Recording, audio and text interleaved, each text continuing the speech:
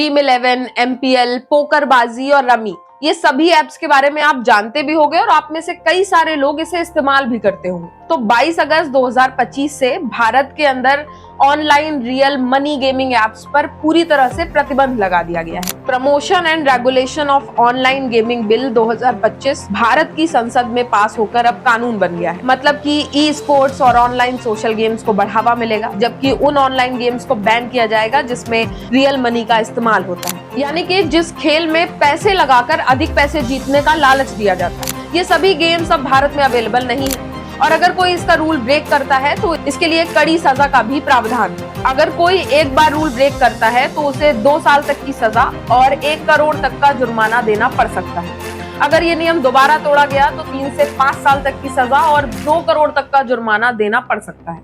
इसके साथ ही gaming platforms के प्रमोशन पर 2 साल तक की जेल और 50 लाख तक का जुर्माना हो सकता है। अब गेम्स पर बैन लगने के बाद कंपनियों ने कहा है कि इससे लाखों रोजगार पर संकट आ सकता है, टैक्स में कमी आ सकती है और फॉरेन इन्वेस्टमेंट भी घट सकता है। अब सोचने वाली बात यह है कि आखिर इस बिल की जरूरत पड़ी क्यों? तो देखो, हाल के दिनों में इसकी वजह से कई सुसाइड केसेस सामने आए। इसके साथ भारत में ऑनलाइन मनी गेम्स की एडिक्शन, फाइनेंशियल लॉस और मनी लॉन्ड्रिंग जैसे कामों को रोकने के लिए ये बिल बहुत जरूरी था। इसका डायरेक्ट इम्पैक्ट भारत को ई स्पोर्ट्स और सामाजिक गेमिंग में ग्लोबल कंपटीशन के लिए एक मजबूत हब बनाने में भी पड़ेगा। अब आप इस बिल को लेकर क्या सोचते हैं वो आप हमें कमेंट में बता सकते हैं और अगर आपको वीडियो अच्छा लगा हो तो आप फैक्ट फोकस को फॉलो भी कर सकते हैं।